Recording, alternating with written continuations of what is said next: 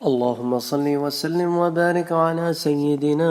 فتح مکہ کا سلسلہ جاری کہ ابو سفیان جو صلی اللہ علیہ رخصت دی اور ساتھ حضرت عباس رضی اللہ تعالی عنہ کو یہ کہا کہ ابو سفیان کو روکے رکھیں اور ان کو گھاٹی کی وادی کے تنگ حصے کے پاس روک، تاکہ جب تک اللہ کا لشکر وہاں سے کی طرح دے، تاکہ وہ اسلام کی قوت اور طاقت دیکھیں، اور ان کے ذہنوں میں اگر کوئی اس قسم کا اشکال ہے تو وہ دور۔ اللہ عز و جل نے اسلام کو عزت دی، یہ وہی اسلام ہے جس کو انہوں نے حقیر جانا اور مکے میں یہ سمجھتے رہے کہ ہم اسے آگے پنپنے، اور انہوں نے حضور صلی اللہ علیہ وسلم کہ آپ مکے کو چھوڑیں، اور اس کو ہم پڑھ چکے ہیں کہ حضور کی طرف دیکھا اور مخاطب کر کے کہا کہ میں تجھے چھوڑ کے نہ جاتا کبھی مگر میری قوم نے۔ تو پھر حضور صلی اللہ علیہ وسلم پر مدینے میں اور مسلمانوں پر انہوں نے بدر میں آئے، احد میں آئے، حمراء غزوہ خندق میں تو انہوں نے حد کر دی، تمام قبائل عرب اور خیبر سب کو جمع کر، تو انہوں نے تو کوئی کسر اٹھا کے نہیں رکھی، اور ان کے دلوں میں ابھی بھی وہ آتش کدے جل رہے۔ جب ہم جس کو پڑھ چکے ہیں کہ جب بازان یہ ملے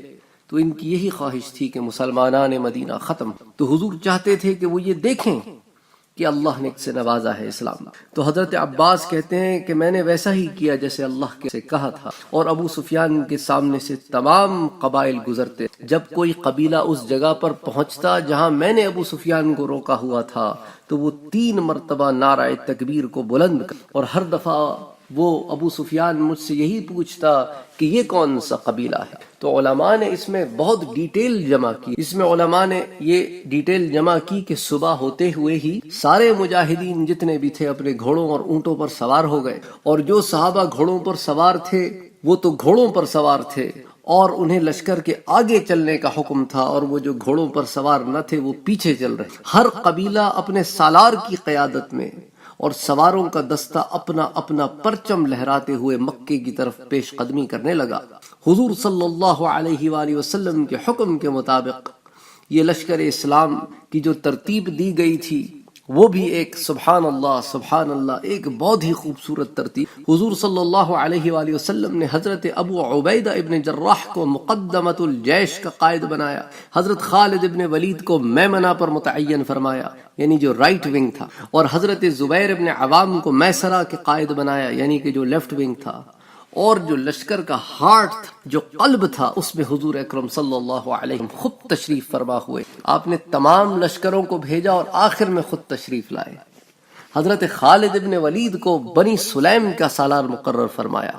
بنی سلیم کی تعداد 1000 تھی، ان کے پاس 2 جھنڈے اور 1 پرچم تھا۔ ایک جھنڈا عباس بن مرداس اور دوسرا جھنڈا خفاف بن ندبہ کے پاس تھا۔ اس قبیلے کا جو پرچم تھا وہ حجاج بن علات نے تھاما ہوا تھا۔ تو لوا جو تھے وہ چھوٹی ہوتے ہیں، جھنڈے ہوتے ہیں ان کو لوا کہتے ہیں، اور جو پرچم ہوتا ہے اس کو عربی میں علم کہتے ہیں۔ تو علم تو حجاج بن علات کے پاس تھا، اور جو لوا تھے ایک عباس بن مرداس کے پاس اور ایک خفاف بن ندبہ کے پاس تھے۔ حضرت خالد بن ولید کا یہ چاق و چوبند دستہ ابو سفیان کے پاس سے گزرا تو انہوں نے 3 بار بلند آواز سے نعرہ تکبیر بلند کیا اور آگے بڑھ گئے۔ ابو سفیان نے عباس سے پوچھا کہ من ہؤلاء الناس، یہ کون لوگ ہیں؟ تو حضرت عباس نے کہا یہ خالد ہے، تم نے پہچانا نہیں؟ اس نے کہا الغلام، یعنی وہ خالد، وہ نوجوان لڑکا ہمارا خالد ابن ولید بن مغیرہ کا لڑکا بنو مخزومی۔ اس نے کہا ہاں یہ وہی خالد ہے۔ اس نے کہا کہ من ہؤلاء الناس معه، اس کے ساتھ یہ کون لوگ تھے؟ اس نے کہا یہ بنو سلیم ہے۔ اس نے کہا مجھے بنو سلیم سے کیا کام، میں تو نہیں جانتا، ہماری بنو سلیم کو ہماری کیا اس میں توجہ سروکار۔ اس کے بعد ابھی یہ باتیں کر رہے تھے کہ حضرت زبیر ابن عوام نمودار ہوئے، ان کے ساتھ 500 مہاجرین تھے، ان کے پاس ایک سیاہ رنگ کا پرچم تھا، اور جب یہ لوگ ابو سفیان کے پاس سے گزرے تو انہوں نے بھی 3 بار نعرہ تکبیر بلند کیا۔ ابو سفیان نے کہا کہ من ہؤلاء الناس یا عباس یہ کون لوگ ہیں؟ اس نے کہا یہ زبیر ابن عوام ہے، تم نہیں جانتے؟ کو تو او زبیر ابن عوام یعنی کہ آپ صلی اللہ علیہ وآلہ وسلم کے والد کے بھانجے، کیونکہ زبیر جو ہے نا وہ حضور کی پھوپھی کے لڑکے، تو اس لیے اس نے حضور کے والد کی بنسبت زبیر کو بلایا، حضور کی نسبت نہیں کہ حضور کا کزن ہے، نہ کہا حضور کے والد کا بھانجا۔ کہتا ہاں یہ وہی زبیر ہے۔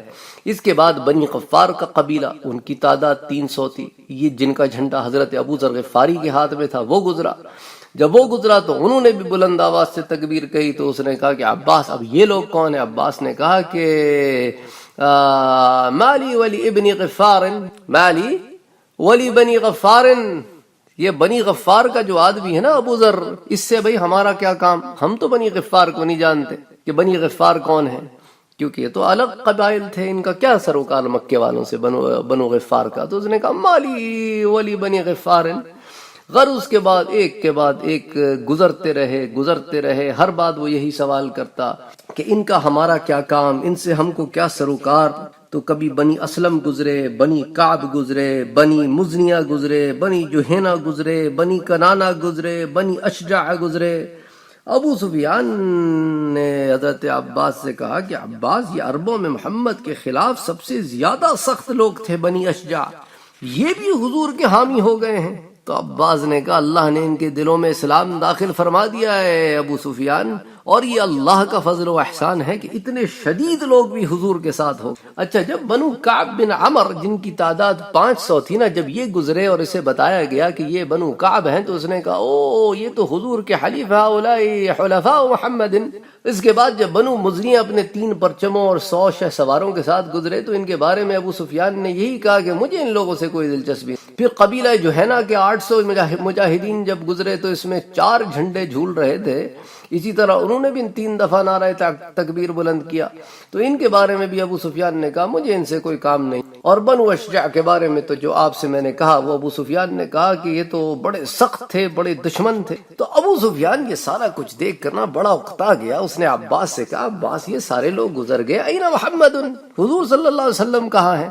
کیا حضور تشریف نہیں لا رہے ان لوگوں کے ساتھ؟ تو عباس نے کہا ابو سفیان تم کن خیالوں میں ہو؟ حضور جب تشریف لائیں گے نا تو تمہارے ہوش اڑ جائیں گے۔ وہ ایسا لشکر ہے نا ان کا جو لشکر ہے، اس میں تو بس فولاد ہی فولاد نظر آئے گا تمہیں، اور کچھ نہیں نظر آنے والا۔ جزیرہ عرب کے اصیل گھوڑے ہوں گے، بڑے بڑے جوان ہوں گے، اور ایسے لوگ ہوں گے کہ ان سے ٹکر لینے کی کوئی ہمت نہیں کر سکتا ہوگا۔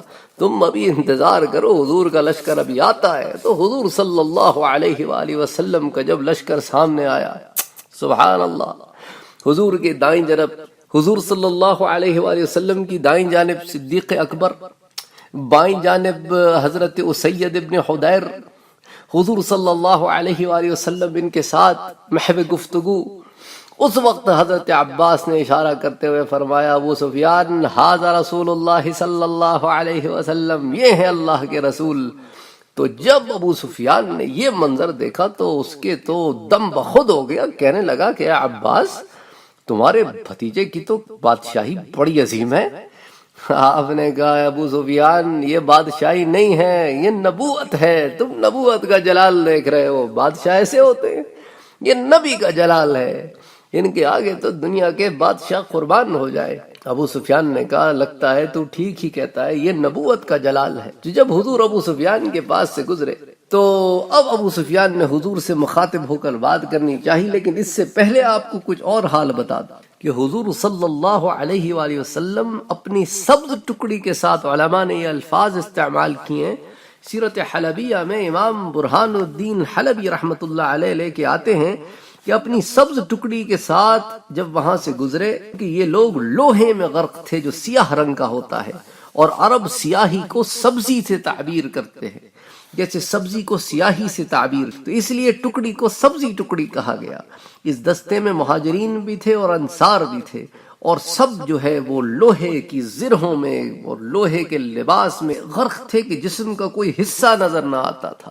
یہ وہی صحابہ ہیں جو بدر میں آپ کو پتہ ہے کس حال میں آئے تھے، اور یہ وہی صحابہ ہیں آج اللہ نے اتنی عزت و منزلت عطا فرمائی ہے کہ یوں آ رہے ہیں کہ ابو سفیان نے جب دیکھا کہ ایسا زبردست لشکر کے لوہے کا لباس ہے، 1000 لوگ ہیں، 1000 آدمی، اور ہر ایک کے بدن کے اوپر لوہا۔ حضرت عمر اس دستے سے کہتے جاتے ہیں ذرا آہستہ چلو تاکہ اگلے لوگ پچھلوں سے مل کر رہیں۔ خدا کی قسم ابو الفضل، اس نے کہا آج تمہارے بھتیجے کی مملکت بہت زبردست ہو چکی۔ اس نے کہا یہ نبوت ہے، مملکت نہیں۔ اللہ اکبر۔ ابو سفیان نے کہا ہاں شاید یوں ہی کہہ لو۔ پھر میں نے اس سے کہا کہ حضرت عباس کہتے ہیں میں نے اس سے کہا اپنی قوم کو بچانے کی فکر کرو، تو جب حضرت صلی اللہ علیہ وآلہ وسلم اس کی قوم کے لوگوں کے پاس پہنچے تو ابو سفیان نے پوری آواز سے چلا کر اپنی قوم کو کہا، اے گروہ قریش، یہ محمد صلی اللہ علیہ وآلہ وسلم اپنا ہولناک لشکر لے کے تمہارے سروں پر پہنچ گئے ہیں، اس لیے جو شخص اب ابو سفیان کے گھر میں داخل ہو جائے اس کو امان ہوگی۔ تو یہ سنتے ہی ابو سفیان کی جو بیوی تھی نا، ہندہ بنت عتبہ، جو حضرت امیر معاویہ کی ماں تھی، شوہر کے پاس دوڑ کر آئی اور ابو سفیان کی مونچھیں کھینچ کر اس سے مخاطب ہوئی۔ یعنی مونچھیں کھینچنے کا مفہوم جو ہے نا وہ یہی تھا کہ یعنی وہ بھی سٹ پٹا گئی تھی کہ یہ کیا ہو گیا، یعنی کوئی ایکسپیکٹ نہیں کر رہا تھا 10,000 بندہ مکے میں داخل ہو جائے۔ اس نے کہا اس گندے خبیث کو قتل کر ڈالو جس میں کوئی خیر نہیں ہے، اور جو دشمن کی صورت دیکھتے ہی ہراساں ہو گیا۔ ایک روایت کے مطابق ہندہ نے ابو سفیان کی داڑھی پکڑ کے کھینچی اور اس کو چیخ کر کہا کہ اے آل غالب، اس بڈھے بے وقوف کو قتل کر دو، کیا تم جنگ کر کے اپنی جانوں اور اپنے وطن کا بچاؤ نہیں کرو گے؟ اس پر ابو سفیان اپنی بیوی پر بھڑک نے کہا تیرا ناس ہو، خاموشی کے ساتھ گھر میں گھس جا۔ اس کے بعد انہوں نے اپنی قوم کے لوگوں سے کہا کہ تم اس کی وجہ سے اپنی جانوں کے متعلق ہرگز دھوکے میں نہ پڑ جانا۔ محمد مصطفیٰ صلی اللہ علیہ وآلہ وسلم تمہارے خلاف ایسا عظیم لشکر لے کر آئے ہیں جن کا تم مقابلہ نہیں کر سکتے۔ اب جو شخص ابو سفیان کے گھر میں داخل ہو جائے گا اس کو امان ہے۔ قریش نے یہ سنا تو کہنے لگے تجھ پر خدا کی مار ہو، کیا تیرا گھر ہم سب کے لیے کافی ہے؟ اس وقت ابو سفیان نے کہا جو شخص اپنے گھر کا دروازہ بند کر لے اس کو بھی امان ہے، اور جو شخص مسجد حرام میں داخل ہو جائے فلہ آمن، اس کو بھی امان ہے۔ ومن القی السلاح، جو ہتھیار ڈال دے فلہ آمن، اس کو بھی امان ہے۔ من دخل دار حکیم ابن حزام فلہ آمن، جو حکیم ابن حزام کے گھر میں داخل ہو جائے اس کو بھی امان ہے۔ جو شخص ابو روحیہ کے جھنڈے تلے آ جائے اس کو بھی امان ہے۔ یہ سنتے ہی یہ لوگ تو ایسے دوڑ پڑے نا اپنی جانیں بچانے کے لیے، کچھ اپنے گھروں میں گھس گئے، کچھ مسجد حرام میں گھس گئے، لوگوں نے گھروں کے دروازے بند کر لیے۔ اب اس تفصیل کے پیش نظر دلیل حاصل کی گئی ہے کہ مکہ معظمہ صلح کے ذریعے فتح ہوا ہے، طاقت کے بل پر اور زبردستی فتح نہیں ہوا۔ تو شافعی فقہا کا قول بھی یہی ہے، مگر شوافع کے علاوہ دوسرے حضرات یہ کہتے ہیں کہ نہیں، مکہ بھی طاقت کے ذریعے فتح ہوا ہے۔ تو یہ ایک فقہی اختلاف ہے ائمہ کے درمیان۔ امام شافعی کا یہ قول ہے کہ مکہ معظمہ ہتھیار کے بل پر نہیں، طاقت کے زور پر نہیں فتح ہوا، بلکہ یوں فتح ہوا کہ حضور داخل ہو گئے اور حضور نے سب کو امان دی۔ اور باقی علماء کا نظریہ ہے کہ نہیں، امان تو دی لیکن ان کو طاقت دیکھ کر انہوں نے امان کی، التجا کی، ورنہ وہ جھکنے والے تو نہ تھے۔ مدینے والوں کے تو دل حضور کی طرف جھک گئے۔ مدینہ ایک واحد شہر ہے جو حضور کے پیار سے فتح ہوا، باقی سب طاقت پہ فتح ہوئے ہیں۔ تو بہرحال تو یہ ایک فقہی اختلاف ہے، اس میں ایسی کوئی بات نہیں ہے۔ اچھا، ایک روایت میں ہے کہ جب ابو سفیان اور حکیم ابن حزام مسلمان ہو گئے تو رسول اللہ نے ابو سفیان کے ساتھ حکیم کو بھی مکے کی طرف بھیج دیا تھا، اور ان سے فرما دیا تھا کہ جو شخص حکیم ابن حزام کے گھر میں داخل ہو جائے فلاح آمن، اس کو بھی امان ہے۔ حکیم ابن حزام کا مکان جو ہے وہ مکے کے زیریں حصے میں تھا، نچلے حصے میں تھا، اور جو شخص ابو سفیان کے گھر میں داخل ہو جائے اس کو بھی امان ہے، اور یہ بالائی حصے میں تھا، اونچائی کے حصے میں تھا۔ تو گویا بالائی یعنی اونچے علاقوں میں اور زیریں نیچے علاقوں میں، دونوں جگہوں پہ حضور نے پناہ گاہیں بنا دیں۔ تو یہ حضور صلی اللہ علیہ وآلہ وسلم کا ان پر احسان تھا۔ اچھا، اس ضمن میں علماء کرام ایک اور واقعہ بھی نقل کرتے ہیں کہ حضور اکرم صلی اللہ علیہ وآلہ وسلم نے اپنا جھنڈا حضرت سعد بن عبادہ انصاری کو مرحمت فرمایا تھا، وہ سب سے آگے آگے چل رہے تھے۔ جب حضرت سعد کا گزر ابو سفیان کے پاس سے ہوا تو آف کورس لازمی سی بات ہے، محبت حضور صلی اللہ علیہ وسلم کی غالب ہے کہ یہ وہی لوگ ہیں جنہوں نے کوئی کسر نہیں اٹھا رکھی تھی حضور صلی اللہ علیہ وسلم کو تکلیف دینے کی، یہ وہی لوگ ہیں جنہوں نے 13 سال حضور صلی اللہ علیہ وسلم اور آپ کے اصحاب کو کوئی کسر نہیں اٹھا رکھی تھی۔ تو ان کا جو ہے وہ فرط جوش حب رسول صلی اللہ علیہ وآلہ وسلم میں، ان کا جو حب رسول صلی اللہ علیہ وسلم جوش مار گیا۔ انہوں نے للکارتے ہوئے کہا الیوم یوم الملحمۃ، الیوم تستحل الحرمۃ، الیوم اذل اللہ قریشا۔ آج کا دن قتل و غارت کا دن ہے، الیوم یوم الملحمہ، قتل و غارت کا دن ہے، الیوم تستحل حرمتا، آج حرم میں خون ریزی کی جائے گی۔ یعنی اللہ کی طرف سے یہ حکم تھا کہ حرم سے آج ہم نے حرمت اٹھا لی، میرا مدنی آپ داخل ہوں اور اس کے اندر جو بت ہیں ان کو گرا دیں، اور پھر حرمت حرم برقرار کر دی جائے گی قیامت تک کے لیے۔ تو انہوں نے کہا آج اللہ نے خود حرمت اٹھائی ہے حرم کی، الیوم تستحل الحرمۃ، تو آج یہاں کسی کو قتل کرنے پہ مواخذہ نہیں ہے۔ الیوم اذل اللہ قریش، ابو سفیان سنو کہ آج دن ایسا ہے کہ اللہ قریش کو ذلیل کر دے گا۔ ابو سفیان نے جب یہ بات سنی تو سناٹے میں آ گیا، اس نے عباس سے کہا کہ عباس بھلا یوم الزمار، اس جملے کے تو بہت مفہوم نکلتے ہیں۔ تو اچھا، علامہ زرقانی رحمۃ اللہ علیہ فرماتے ہیں کہ انہوں نے شرح المواہب اللدنیہ میں تحریر فرمایا ہے، یہ علامہ زرقانی کا قول ہے جو شرح مواہب اللدنیہ میں انہوں نے تحریر فرمایا ہے کہ معناہ هذا يوم يلزمك فيه حفظي وحمايتي لقربك للمصطفى وحبه لك لإقباله عليك، یعنی یہ وہ دن ہے جب تم پر میری حفاظت ضروری ہے کیونکہ آپ حضور کے قریب رشتہ دار ہیں اور حضور آپ سے محبت کرتے ہیں اور آپ کی بات توجہ سے سنتے ہیں۔ تو یہ علامہ زرقانی نے لکھا ہے کہ جب یہ دستہ گزر رہا تھا یہاں تک کہ اس کے آخر میں حضور اپنے ناقے یعنی قصوہ پر سوار ہو کر نمودار ہوئے تو حضور کی دائیں جانب حضرت ابو بکر صدیق رضی اللہ تعالی عنہ اور بائیں جانب اسید ابن حدیر ہیں، اور حضور ان سے محو گفتگو ہیں، جیسا کہ میں نے آپ سے سارا کچھ بیان کیا۔ تو اس وقت ابو سفیان نے یہ منظر دیکھ کر حضرت عباس سے کہا، پھر اس کے بعد جب حضور صلی اللہ علیہ وآلہ وسلم ابو سفیان کے پاس سے گزرے تو ابو سفیان نے حضور سے التجا کی کہ کہ حضور صلی اللہ علیہ وسلم سعد نے تو یوں فرمایا ہے، تو حضور نے فرمایا کہ کذب سعد یا ابا سفیان، سعد نے غلط کہا ہے، ایسا نہیں ہے۔ الیوم یوم المرحمہ، آج ملحمہ کا دن نہیں ہے، آج قتل کا اور آج تم سے بدلہ لینے کا دل نہیں ہے، آج تو یوم المرحمہ ہے، آج تو وہ دن ہے کہ جو رحمت کا دن ہے۔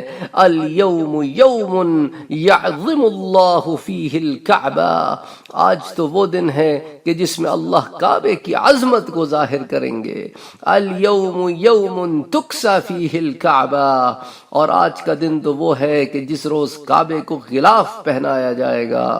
الیوم یوم اعز اللہ فیہ قریشا، جس میں اللہ قریش کی عزت کو چار چاند لگا دیں گے۔ تو اس نے غلط کہا ہے کہ الیوم اذل اللہ قریشا، نہ تم تو مجھ سے ہو اور میں تم سے ہوں، تم ایمان لے آؤ تو اللہ تمہیں عزت دیں گے، تم ایمان نہ لاؤ تو پھر اللہ تمہیں ذلیل کر دیں گے۔ اب دیکھیں نا، ابو جہل بھی تو قریش سے تھا، ابو لہب بھی تو قریش سے تھا، عتبہ عتیبہ بھی تو قریش سے، ایمان نہیں لائے تو اللہ نے ان کو کیا کر دیا، اور جو ایمان لائے ان کو اللہ نے صدیق اور فاروق اور کرم اللہ وجہہ ان مقامات پہ بٹھا دیا، عثمان ابن عفان بنا دیا، خالد ابن ولید بنا دیا۔ تو اللہ عز و جل ایمان سے عزت دیتے ہیں۔ تو حضور صلی اللہ علیہ وآلہ وسلم نے اس بات کی اس پہ وضاحت کی کہ آج ایسا دن ہے کہ اللہ کعبے کو بھی اس کی عظمت کو ظاہر کریں گے، جو اس کی صحیح عظمت ہے کہ تم نے بت خانہ بنا دیا تھا کعبے کو، اور آج تم ایمان لاؤ تو تم ایمان کی وجہ سے تمہیں بھی عزت عطا فرمائیں گے۔ اچھا، ایک آدمی تھا ضرار بن خطاب الفہری، اس نے ایک قصیدہ لکھا جس میں قریش پر رحمت و شفقت کا برتاؤ کرنے کی التجا کی گئی تھی۔ اس نے یہ قصیدہ ایک عورت کو دیا تاکہ حضور کی خدمت میں حاضر ہو کر پڑھ کر سنائے۔ اس قصیدے کے جو پہلے دو شعر ہیں وہ میں آپ کے سامنے پیش کر دیتا ہوں کہ قریش کی حالت زار کا آپ بھی کچھ نہ کچھ اندازہ اس سے لگا سکیں کہ اس وقت قریش پر کیا گزر رہی۔ یا نبی الہدی الیک لجا حی قریش ولا تحیر لجئی حين ضاقت عليهم سعة الأرض وعادهم إله السماء۔ اے رشد و ہدایت کے نبی، قریش کا قبیلہ آپ کے دامن میں پناہ لینے کی اس وقت التجا کر رہا ہے جبکہ اس کا وقت گزر چکا ہے۔ اب دوبارہ غور کریں، یا نبی الہدی الیک لجا حی قریش ولا تحین لجئی حین ضاقت علیہم سعۃ الارض، جبکہ زمین کی فراخی ان پر تنگ ہو چکی، وعادہم الہ السماء، اور آسمان کے خدا نے بھی ان سے عداوت کر لی۔ اس دوران میری التجا کو سن کر حضور صلی اللہ علیہ وآلہ وسلم، ابو سفیان کہتے ہیں حضور نے فوراً سعد کو طلب کیا اور اس سے اسلام کا پرچم واپس لے لیا۔ اب دیکھیں حضور صلی اللہ علیہ وآلہ وسلم کی شفقت اور رحمت اور دور اندیشی۔ حضور صلی اللہ علیہ وآلہ وسلم نے ایک طرف ان تمام الفاظ جو حضرت سعد بن عبادہ نے کہے تھے اس کو پسند نہیں فرمایا، اس لیے ان سے جھنڈا لے لیا اور پھر قریش کی عزت کو برقرار رکھا، اور ساتھ اس بات کا بھی خیال کیا کہ سعد بن عبادہ ایک خاندان ہے، ایک سردار ہے، ایک خاندانی آدمی ہے، ایک سردار ہے، ایک بہت بڑے قبیلے کو ریپرزینٹ کرتے ہیں، تو کہیں ان کی دل شکنی بھی نہ ہو اور ان کی عزت بھی برقرار رہے، تو جھنڈا لے کر سعد ہی کے بیٹے کو عطا کر دیا۔ سبحان اللہ۔ تو ایک طرف وہ بات بھی کلیئر ہو گئی اور سعد کے اعزاز و اکرام کو بھی بڑھا دیا۔ ہر باپ خوش ہوتا ہے اس کے بیٹے کو عزت دی جائے، کون باپ خوش نہ ہوگا اس کے بیٹے کو عزت دی؟ تو اس لیے ان سے پرچم لیا اور ان کے فرزند قیس کو عطا کر دیا۔ اس طرح دونوں مقصد پورے ہو گئے۔ سعد کو ایسا اعلان کرنے پہ تادیب بھی ہوگی، ادب بھی ہو گیا، اور اس پرچم کو ان کے بیٹے کو دینے سے سعد کی دلجوئی بھی ہو گئی۔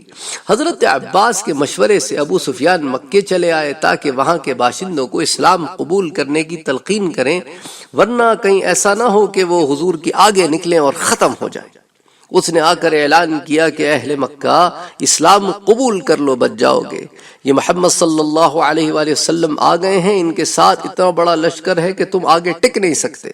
اور ساتھ یہ بھی اعلان کر دیا کہ من دخل دار ابی سفیان فهو آمن، من دخل المسجد الحرام فله آمن، من دخل دار حکیم بن حزام فهو آمن، من غلقت الابواب فله آمن، من القى السلاح فله الآمن۔ وہ سارا جو کچھ میں نے آپ کے سامنے بیان کیا، انہوں نے وہ سارا ان سے اس تقریر میں بیان کیا۔ تو اس وقت ان کی جو بیوی تھی نا، ہند بنت عتبہ، وہ وہاں کھڑی تھی، عباس نے ہند بنت عتبہ لکھا ہے، تو اس نے ان کی مونچھیں پکڑ لی اور چیخ کر کہنے لگی اس گھی کے مٹکے کو قتل کر دو، اس میں گھی بھرا ہوا ہے، اس میں کوئی بھلائی نہیں، یہ قوم کا بدبخت پیش رو ہے جو قوم کے پاس خیر کی خبر لے کر کبھی بھی نہیں آیا۔ ابو سفیان نے لوگوں کو کہا اس عورت کی بات سے دھوکہ نہ کھانا اور نہ تم تباہ و برباد ہو جاؤ گے، لشکر اسلام کا مقابلہ کرنے کی ہمت نہیں ہے تم میں، اس کی باتوں میں آ کر مجھے مار نہ دینا کہیں۔ تو حضور صلی اللہ علیہ وآلہ وسلم کی قیادت میں سارا لشکر اسلام جو ہے وہ ذی طوا کے مقام پر اکٹھا ہوا، اور یہاں حضور صلی اللہ علیہ وآلہ وسلم نے اس کو پھر مختلف اطراف میں مختلف قائدین کی قیادت میں مکے میں داخل ہونے کا حکم دی۔ یہ لشکر کے میسرہ کی قیادت حضرت زبیر ابن عوام کریں گے، اور انہیں حکم دیا کہ وہ جانب شمال سے مکے میں داخل ہوں۔ پھر میمنہ کی قیادت حضرت خالد ابن ولید کریں گے، اور انہیں حکم ملا کہ وہ جانب جنوب سے مکے میں داخل ہوں۔ قبائل انصار کی قیادت حضرت سعد بن ابی عبادہ کو سونپی گئی، اور انہیں حکم ملا کہ وہ مغربی جہت سے مکے میں داخل ہوں۔ اور پھر مہاجرین کے لشکر کی قیادت حضرت ابو عبیدہ ابن جراح کو دی گئی کہ انہیں حکم ملا کہ وہ شمال مغرب کی جانب سے جبل ہند سے گزرتے ہوئے مکے میں داخل ہوں۔ تو اسی لیے جو ہے یہاں پر میں نے آپ کے سامنے وہ سارا میپ بھی رکھا ہے تاکہ آپ دیکھیں کہ یہ لوگ مکے میں کن کن ڈائریکشن سے داخل ہوئے، تو آپ مکے سے واقف ہوں تو آپ کو پتا ہو کہ یہ اب تو خیر بہت چینجز آ گئے ہیں، لیکن ابھی بھی آپ کچھ نہ کچھ اندازہ لگا سکتے ہیں اگر مکۃ المعظمہ سامنے ہو کہ یہ کن کن ڈائریکشن سے مکۃ المعظمہ میں داخل ہوئے۔ تو تمام کو یہ حکم ہوا کہ فتح مکہ کے بعد تمام لوگ عساکر و جبل ہند کے منطقے میں اکٹھے ہو جائیں۔ تو تمام عساکرین جو ہیں، تمام لشکر جو ہیں وہ جبل ہند کے منطقے میں اکٹھے ہو جائیں۔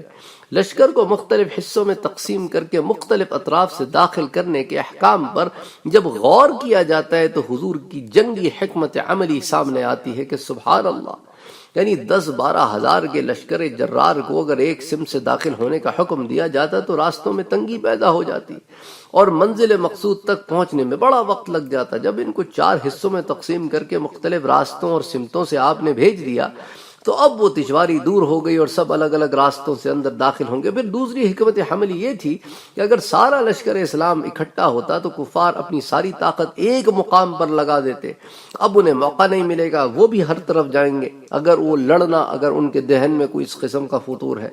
اچھا، جب مختلف اطراف سے لشکر اسلام مکے میں داخل ہوا تو ان کے پاس اتنی افرادی قوت نہ تھی کہ وہ لشکر اسلام کے ہر دستے کا مقابلہ کر سکیں۔ پھر اگر کوئی آدمی کسی بھی قسم کا فتنہ کرنا چاہتا ہے تو وہ ہر ڈائریکشن سے داخل ہوں تاکہ سب متنبہ ہو جائیں کہ خبردار خبردار کوئی فتنہ پردازی نہ کرنا۔ تو جب حضور صلی اللہ علیہ وآلہ وسلم نے اپنے سپہ سالاروں کو مختلف اطراف سے مکے میں داخل ہونے کا حکم دیا تو ساتھ ہی یہ تاکید بھی فرمائی وہ اپنی تلواروں کو بے نیام نہ کریں، یعنی اپنی تلواروں کو نیام کے اندر ہی رہنے دیں، تاکہ کسی کو یہ نہ ہو کہ وہ حملہ کرنے آئے ہیں اور وہ لڑنے کھڑا ہو جائے۔ تو جب تک کفار ان پہ حملہ نہ کریں تو تم پہل نہ کرنا، یہ کسی پر حملہ نہ کرنا تم۔ اچھا، ساتھ ہی حضور صلی اللہ علیہ وآلہ وسلم نے قریش میں ایک جماعت کا استثناء کر کے کہا کہ ان کے قتل کا حکم میں جاری کرتا ہوں۔ یہ کل 11 لوگ تھے، کتاب امتاع میں ہے کہ یہ کل 10 لوگ تھے، جن میں 6 مرد تھے اور 4 عورتیں تھیں۔ حضور نے حکم دیا کہ اگر یہ لوگ کعبے کا پردہ پکڑے ہوئے بھی ملیں تو ان کو قتل۔ ان لوگوں میں ایک تو عبداللہ ابن ابی سرح تھے جو حضرت عثمان ابن عفان کے رضاعی بھائی تھے۔ یہ شخص بنی عامر کے شہسوار تھے اور قریش کے انتہائی معزز اور سرداروں میں سے تھے، بعد میں مسلمان ہو گئے۔ پھر دوسرے عبداللہ ابن خطل تھے اور 2 اس کی داشتائیں تھیں۔ تیسرے اکرمہ بن ابی جہل تھے، یہ بعد میں مسلمان ہو گئے۔ چوتھے حویرث ابن نفیل تھا۔ 5ویں مقبس ابن حبابہ تھے۔ 6 حبار ابن اسود تھے، یہ بھی بعد میں مسلمان ہو گئے۔ 7ویں کعب ابن زہیر تھے، یہ بھی بعد میں مسلمان ہو گئے۔ 8ویں حرس ابن ہشام تھے، یہ بھی بعد میں مسلمان ہو گئے، اور یہ ابو جہل کے حقیقی بھائی تھے۔ 9ویں جو ہیں اس میں زہیر ابن امیہ تھے، یہ بھی بعد میں مسلمان ہو گئے۔ 10ویں سارہ تھی جو بنی عبد المطلب میں ایک شخص کی باندی تھی، یہ بھی بعد میں مسلمان ہو گئی تھیں۔ یہ وہی خاتون تھیں جن کو حاطب ابن ابی بلتع نے خط دیا تھا، یہ اسلام میں آئیں پھر گئیں۔ اچھا، پھر خلیفہ اول حضرت ابو بکر صدیق رضی اللہ تعالی عنہ کی خلافت کے زمانے میں تک یہ زندہ رہیں۔ یہ بات تو ہم آپ کے سامنے پہلے بیان کر ہی چکے ہیں کہ پھر ان کا کیا معاملہ ہوا کہ پھر حضرت علی رضی اللہ تعالی عنہ نے پھر اس کو پکڑا، پھر جانے دیا جب اس سے خط وصول ہو گیا۔ وہ ساری تفصیل حاطب ابن ابی بلتع کے ضمن میں آ گئی ہے۔ اچھا، پھر 11ویں جو شخص تھے وہ صفوان ابن امیہ تھے، یہ بھی بعد میں مسلمان ہو گئے تھے۔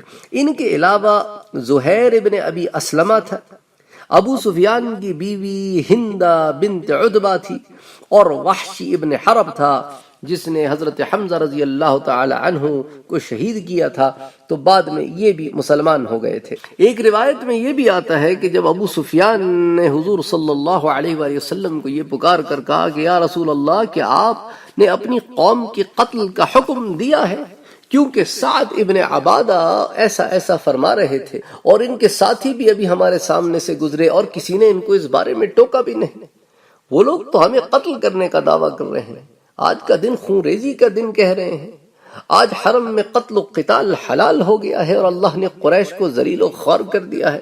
میں آپ کو آپ کی قوم کے لیے اللہ کا واسطہ دیتا ہوں، آپ سب سے زیادہ شریف انسان ہیں اور سب سے زیادہ رشتہ داروں کی خبر گیری کرنے والے ہیں۔ تو یہ سن کر حضرت عثمان اور حضرت عبد الرحمن ابن عوف نے حضور سے عرض کیا کہ یا رسول اللہ، اگر سعد کو قریش پر قابو حاصل ہو جائے تو ہم ان کی طرف سے مطمئن نہیں ہیں۔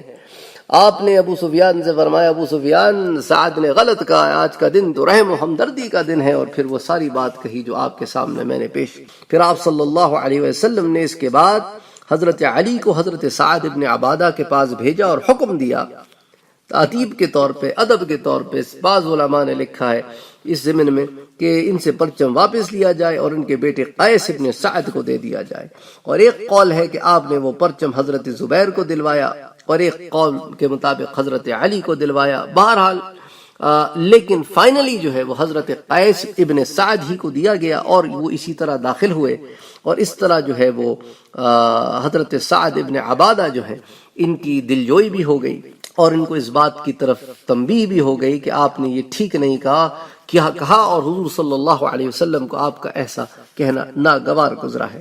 اچھا، قیس جو ہیں وہ عرب کے نہایت بہادر اور مشہور آدمی تھے اور بہت سمجھدار بھی تھے اور جنگی معاملات میں بہت ہوشیار بھی تھے۔ تو اس لیے حضور صلی اللہ علیہ وسلم نے ایسی ہی کسی کو نہیں پکڑا دیا، جس کو پکڑایا وہ ایسا آدمی تھا جو شجاعت اور دلیری اور بے باکی میں اس میں کوٹ کوٹ کے بھری ہوئی تھی۔ ان کی سمجھداری اور ہوشیاری کا اندازہ ان لوگوں کو خوب اچھی طرح ہوگا جو حضرت امیر معاویہ اور قیس کے درمیان ہونے والے جھگڑے سے واقف ہیں۔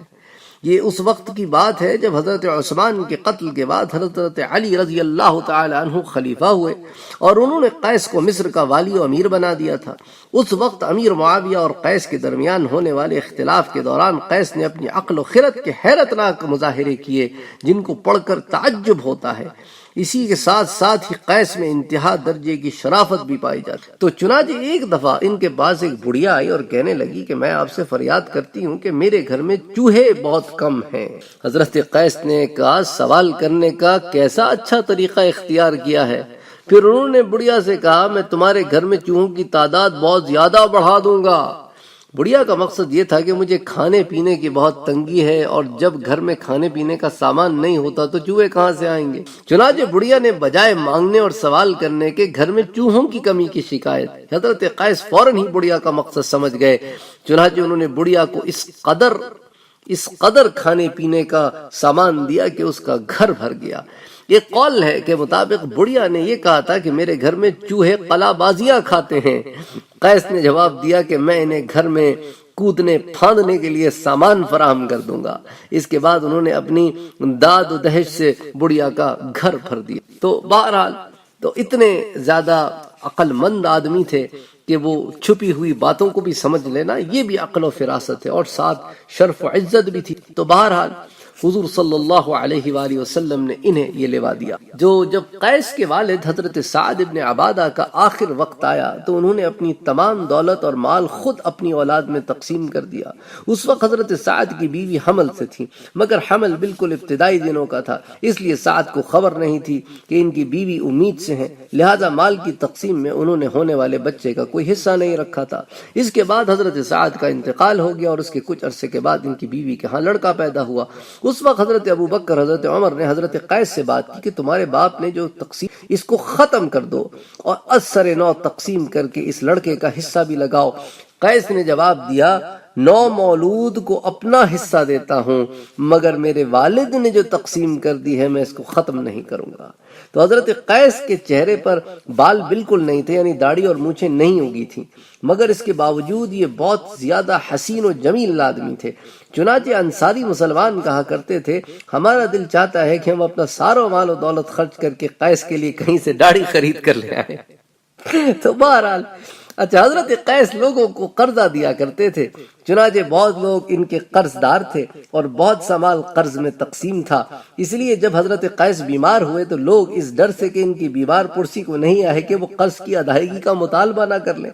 چنانچہ لوگوں نے ان سے کہا کہ لوگ چونکہ آپ کے قرض دار ہیں اس لیے شرم اور خوف کی وجہ سے منہ چھپا رہے ہیں۔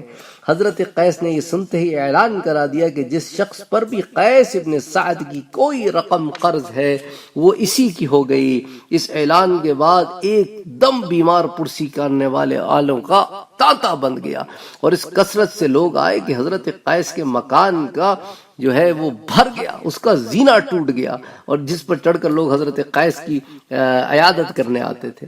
تو بہرحال حضور صلی اللہ علیہ وآلہ وسلم نے یہ تدبیر فرمائی کہ ایک لحاظ سے ان سے پرچم بھی لے لیا اور ان کو تنبیہ بھی فرما دی اور پھر ان کے بیٹے کو دے دیا تاکہ ان کی دلجوئی بھی ہو۔ اچھا ایک روایت میں آتا ہے کہ جب حضور صلی اللہ علیہ وآلہ وسلم نے حضرت سعد بن عبادہ کے پاس آدمی بھیجا کہ آپ پرچم دے دیں، انہوں نے کہا کہ نہیں، حضور نے مجھے پرچم عطا کیا ہے، میں دوں گا تو حضور کو ہی دوں گا اور میرے پاس یا حضور کی کوئی نشانی لاؤ۔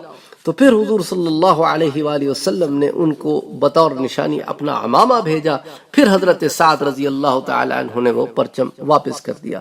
بخاری میں یوں ہے کہ انصار جو ہے انصاریوں کا جب دستہ حضرت سعد ابن عبادہ کی سربراہی میں اس گھاٹی میں داخل ہوا، حضرت سعد کے پاس پرچم تھا اور اس جیسا پرچم کبھی نہیں دیکھا گیا۔ اس کے بعد ایک دوسری ٹکڑی آئی جو پہلی ٹکڑی سے تعداد میں کم تھی اور یہی بات علامہ حمیدی کی روایت میں بیان کی گئی ہے اور یہ ایک اہم ٹکڑی تھی۔ کتاب اصل میں یہ ہے کہ یہ دوسرے روایت کے الفاظ زیادہ واضح اور بہتر ہیں، کیونکہ یہ ٹکڑی خاص طور پر مہاجرین کی تھی، جس میں حضور صلی اللہ علیہ وآلہ وسلم خود بنفس نفیس جلوہ افروز تھے۔ پھر حضور نے حضرت خالد بن ولید کو حکم دیا کہ تمام قبائل عرب کے دستے لے کر وہ مکے کے زیریں حصے سے شہر میں داخل ہوں اور بالکل شروع میں جو مکانات ہیں وہاں اپنا پرچم نصب کر دیں۔ ساتھ ہی آپ نے ان کو حکم دیا کہ صرف ان لوگوں سے جنگ کی جائے جو تمہارے مقابلے پر آئیں۔ ادھر صفوان ابن امیہ، اکرمہ ابن ابی جہل، سہیل ابن عمر نے، اس وقت تک یہ مسلمان نہیں ہوئے تھے، ان لوگوں نے خندمہ کے مقام پر لوگوں کو جمع کیا اور مسلمانوں سے مقابلہ کرنے کا فیصلہ کیا۔ پھر انشاءاللہ تعالی اگلے درس میں یہاں سے ہم چیزوں کو دوبارہ یکجا کریں گے۔ وما علینا الا البلاغ۔